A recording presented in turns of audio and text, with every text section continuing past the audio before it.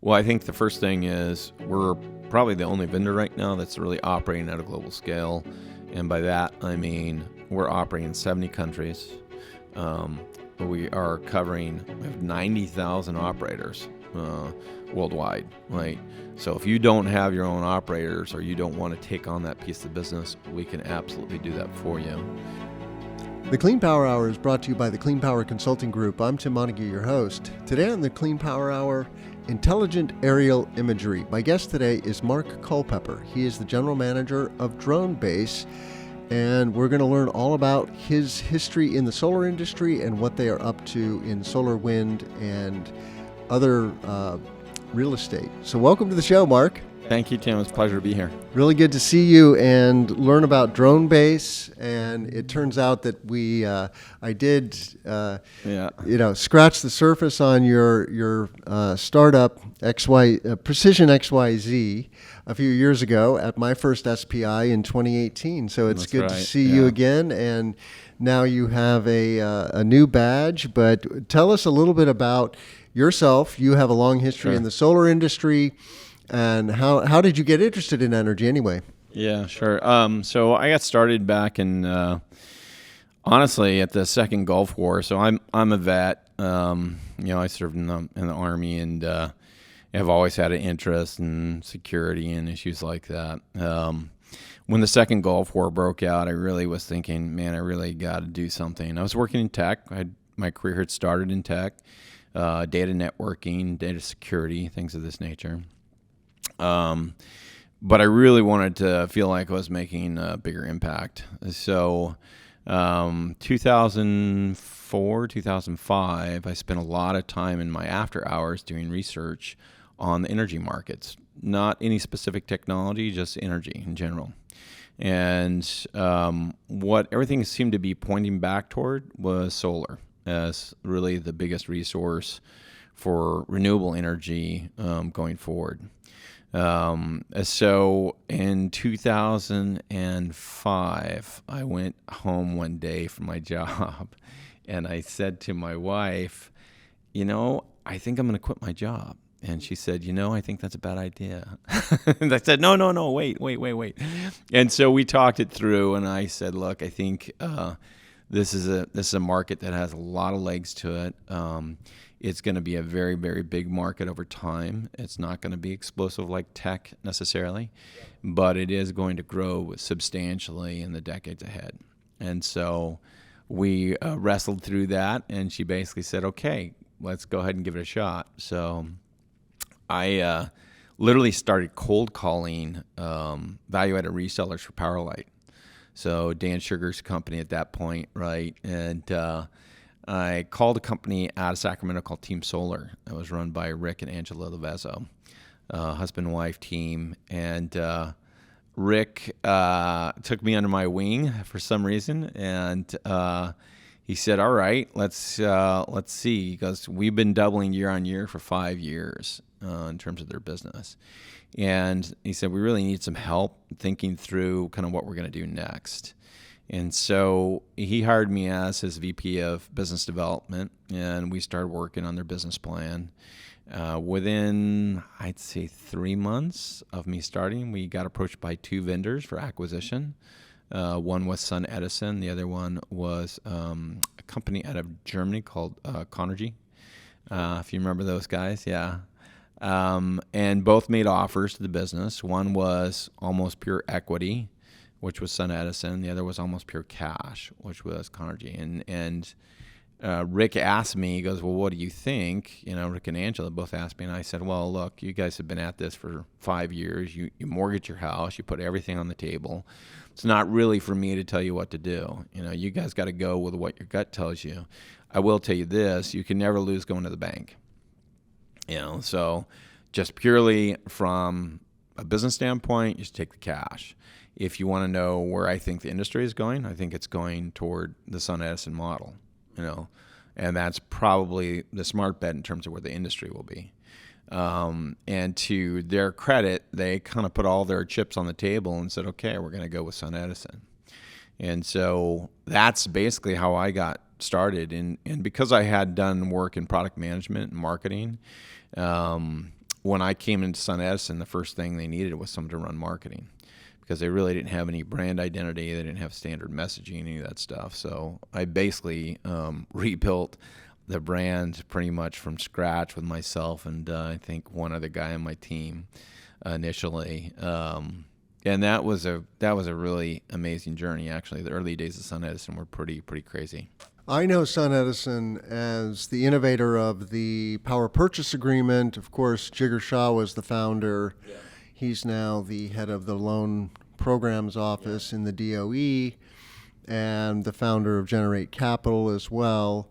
Jigar's going to be a repeat guest in a couple weeks, so looking forward to having him back great. On the show. Yeah, tell him I said hello. And but so is that how do you capture what Sun Edison was up to at that time? Well, I think Sun Edison's real innovation was, to be able to go to a client and say, we're going to lower your energy costs and give you renewable power, and it's not going to cost you anything. That was a revolutionary thought. Like, that was the thing where everybody kind of thought, okay, what's the catch here? Like, what trick are you trying to play on me? And once people understood that there was no trick, they really, really, you couldn't contain the growth at that point. We were going as fast as we possibly could. So I think Sun Edison's model at the time, it wasn't necessarily new. They had PPAs in Europe, right? But it was new to the United States, and the concept was new in the United States. And I think for the way that solar had been traditionally sold in the U.S. up to that point, it was you bought a power plant, you didn't buy kilowatt hours, right? And what we basically said is nobody really wants to own a power plant. They want the benefit, but they don't really want to own a power plant. And that's what we did. We just built an entire model off of that premise. Yeah. And as we know, that model is still very alive and well today. Absolutely. So fast forward to 2016. Yeah. And what was the idea behind Precision? Yeah, so what happened was Sun Edison, I started out as a head of marketing, and we didn't have a real tech structure inside the business. We didn't have a workflow management system.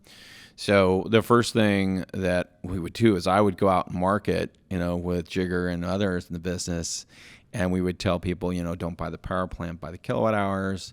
And we had great press coverage. I mean, we're talking New York Times, Washington Post, NPR, you name it, we were on it, right? And the challenge that we had was we would get in these interviews, and I remember specifically, I think it was on NPR, said, well, how much energy have you produced? And we'd be like, well, the sun comes up, the sun goes down, it's really hard to tell at any given moment, And the reality was we had, 5 spreadsheets with 5 different numbers on them that all said, March, right? And we really were not equipped to do everything that we were trying to do. So what I did was I just said, hey, look, someone's got to get a hold of this problem. And I just kind of grabbed it and started working on both the workflow, which is basically from the time we first touch a prospect to the time it turns into a deal. How does that work? And then after the project was built, how do we track production on the plant?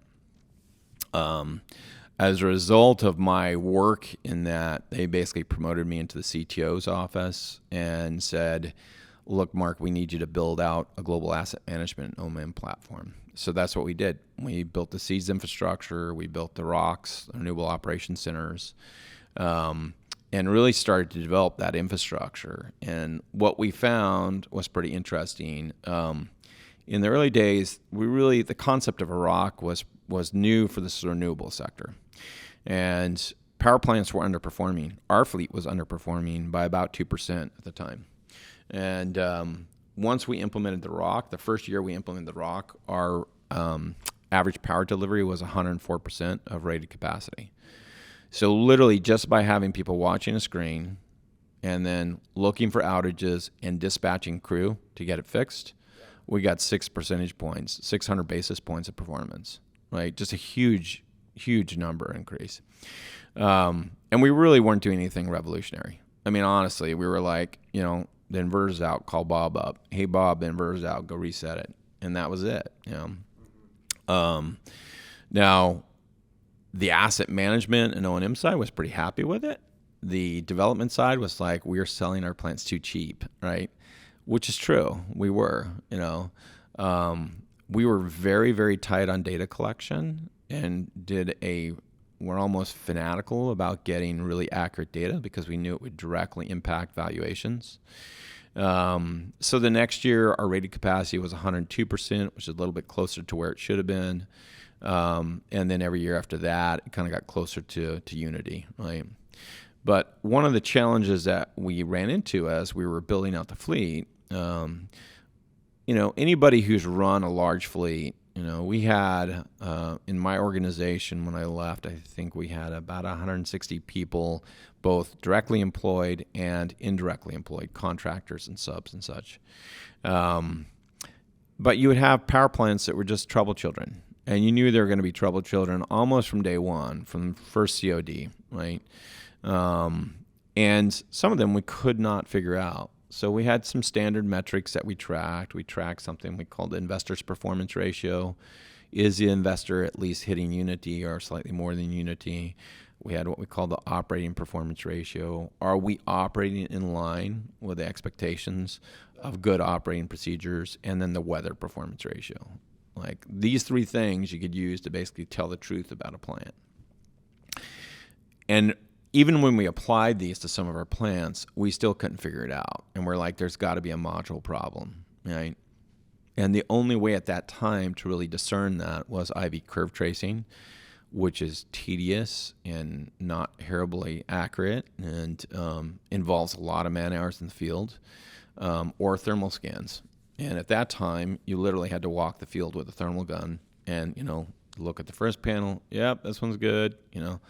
No, this one's not good. This one's good. I mean, imagine doing that. Like it's the definition of, you want to put somebody in the bad box. You have them go do a thermal scan with a handgun on 1 million panels, right? So it's not the definition of a mean trick, right? So I was at a show in 2010 at Intersolar EU, and I saw one of the first drones equipped with a thermal camera. And I was like, that is what we need. Because we had a 10 megawatt plant up in Canada that was underperforming, and we'd gone through all the analytics and we couldn't figure it out. We're like, we need to this has got to be a thermal problem or a problem with the modules. And when I saw that drone, I was like, this would really help us, But the drone at that time, I want to say that drone was like $150,000, right? It had a flight time like 15 minutes. There was no way to legally fly it in the U.S. or North America, so there are some issues, right? But I remember thinking this is going to be big because these are going to they're going to get smaller, better, and cheaper, So when I left Sun Edison in late 2011, I almost immediately started playing with drones on the side. I had my day job, but at night I had buddies who were real estate developers and also realtors, and I would just say, hey, do you need a shot? And they'd be like, yeah, that's great, So I played around with that for several years, and then 2016, things had evolved far enough where myself and a good friend of mine, Ed DeBoer, who's a pilot and has a lot of extensive experience with drones, we said, well, let's give it a shot. And almost immediately we focused on the solar sector. And we focused everything from early stage development on topographic mapping, construction monitoring, where we do regular river flights of a site, and then thermal inspections on the plant's assets. So that's basically how we got started and really how PXYZ came into existence. Yeah, I mean, I've had this same awareness much later. I got into solar in 2016 and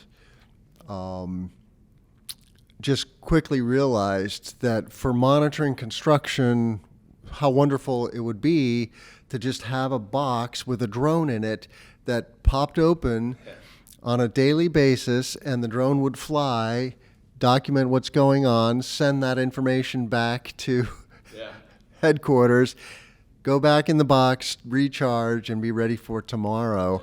And it's amazing that this is still not really common. Here we are in 2022. Now, drones, of course, are much more affordable, much greater flight time.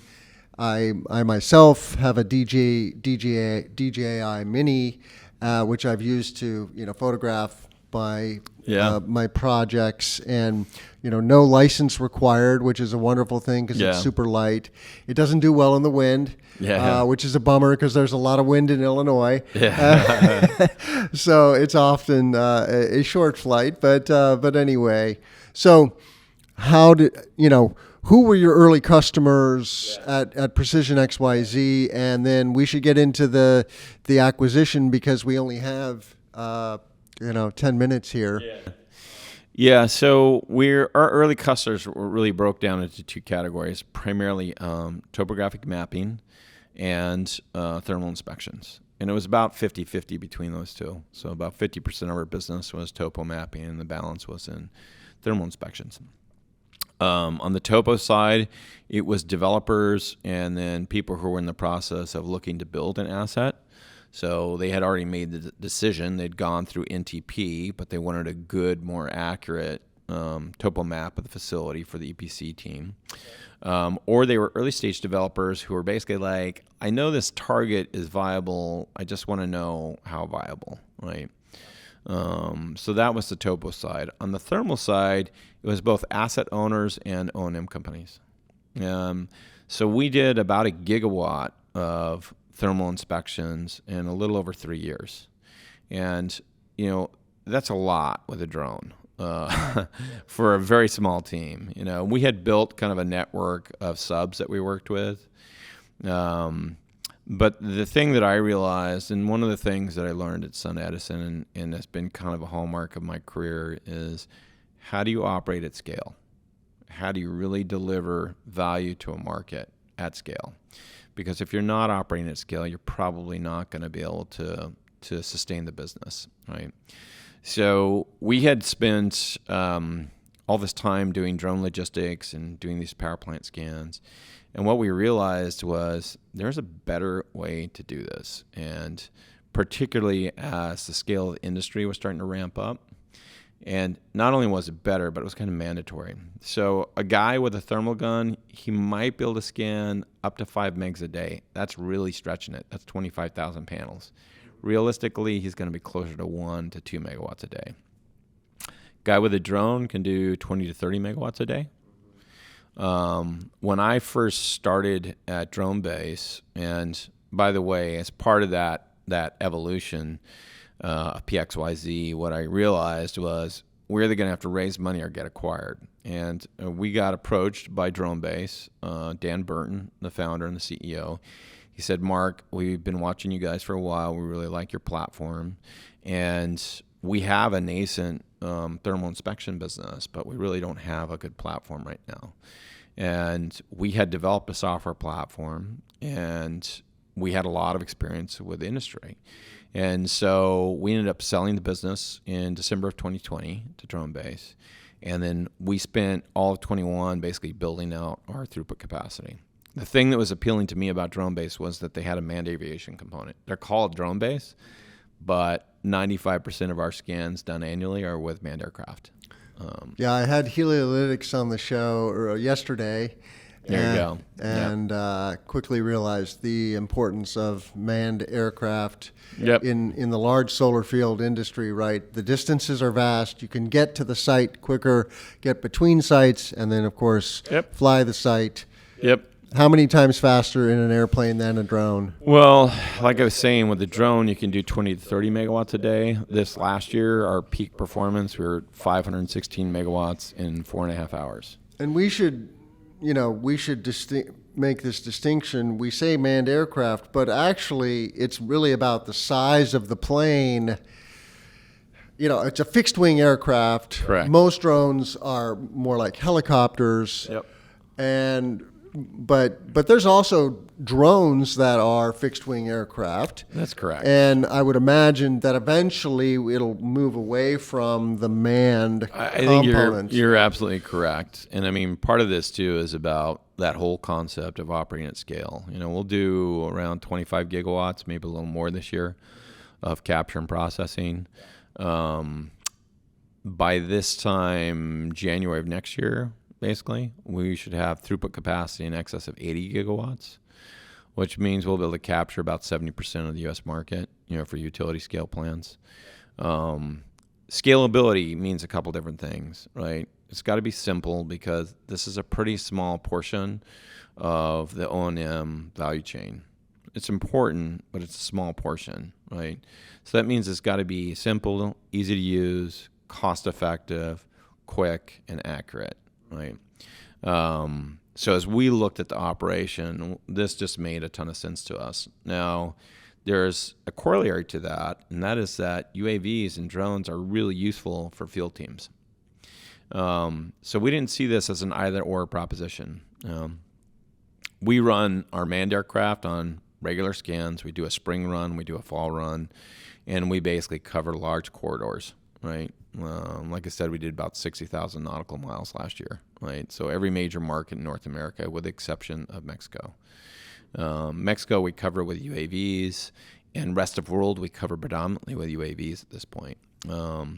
So where you really want to use manned aircraft is in places where you have good density, or that are highly concentrated in specific fields. So, if you think about the big 10 gigawatt plant they're building in Northern Australia, the overall market for Australia is not that big, but just that plant alone is going to warrant the use of manned aircraft. It's just too large to do with UAVs, Because the range of the UAV isn't great enough, or what? Yeah, I mean, think of it this way. If you're doing 20 or 30 megawatts a day with a UAV, how many acres? I mean, how long are you going to be there, right? I mean, think about the Gemini plant just east of Las Vegas.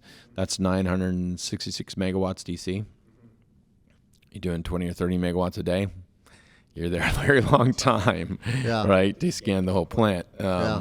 As opposed to a manned aircraft. By the end of this year, we're probably close to a gigawatt a day for a manned aircraft in terms of data collection. Okay. Right? I mean, last year we were 516, so I expect we'll be able to. So the aircraft is bigger with a manned aircraft than with a UAV? Yeah. I mean, the military is using UAVs. True. There is nobody who's doing beyond visual line of sight with large unmanned aircraft in the North American market. Okay. In other words, the FAA won't allow that to happen. If Gotcha. you're military, that's one thing. Yeah. But if you're a civilian operator, no one's quite got that trick locked down yet. There are several companies in logistics who are doing work on this. Mm-hmm. And I expect that we will start to see those unmanned aircraft show up probably in the next 3 to 5 years. They'll tell you sooner. I think realistically it's probably 3 to 5 year time frame. It is kind of a Star Wars future. I've been, because of the war in Ukraine, I've been watching some military videos, and we now have really high-powered laser weapons, for example. The U.S. does. Not every military around the world has these, right? These are super expensive lasers. Yeah. But you can imagine that would provide a level of safety if you have a bunch of UAVs flying around. The concern is terrorist acts or accidents, these things flying into buildings or flying into other important assets, and potentially launching strikes, right? And then the countervailing force would be having really accurate laser weapons that could take those out at the push of a button. It's a very strange future that I'm discussing right now, but it is probably within reach technologically. Whether we'll go there, logistically and regulatorily, is another question. Yeah. I don't know that I want to live in that world, but anyway, it's like any technology. It's going to bring some challenges and it'll bring benefits. I think for logistics, if you think about the movement of material right now and kind of the jam up in the logistics food chain or supply chains, if we could open up drones as a potential supply vehicle for some of these markets, actually could make a big impact. Mm-hmm. There's a company called Zipline right now, which has done a phenomenal job of delivering medical supplies, right, in emerging markets. Right. There are other companies that are really, really interesting in terms of what they're doing in the logistics space. Yeah. But I think that technology, that underlying technology, being able to fly substantial drones, right? Big drones, almost military size, maybe not quite that big, but substantial drones over large swaths for inspection purposes, whether that be for high-value infrastructure like DroneBase does, or for agriculture or for other areas like that, I guarantee you 100% those services will be available in the next probably 10 to 15 years. Yeah. So what should asset owners and O&M companies and developers know about DroneBase that they may not know today? Well, I think the first thing is we're probably the only vendor right now that's really operating at a global scale. And by that, I mean we're operating in 70 countries. We have 90,000 operators worldwide, right? So if you don't have your own operators or you don't want to take on that piece of business, we can absolutely do that for you. Whether your assets are deployed just in North America or if they're deployed North America, Asia Pacific, Europe, Middle East and Africa, Latin America, it doesn't matter. We've literally done jobs all over the place. We currently scan about 40% of the Indian market for utility scale, about 30% of the Australian market, and we are growing very fast in Europe and North America. So is that 10 gigawatt project under contract yet? It's not under contract yet. That's on our target list, so you can bet your dollar on that. Yeah, for sure. Yeah, that's pretty cool. Yeah, and we've got some other exciting stuff. I mean, we do cover the value chain. We do comprehensive construction monitoring. We have ground-based tools that are literally like based off your smartphone called serial ID monitoring. So as you deploy modules, we can track every serial ID and give you the geolocation of every one of those modules. That all ties into construction monitoring, and that all feeds into thermal inspections for both asset owners and O&M companies. Well, thank you so much, Mark Cullpepper with DroneBase. We're out of time. I'm Tim Montague. Let's grow solar and storage. Thank you so much.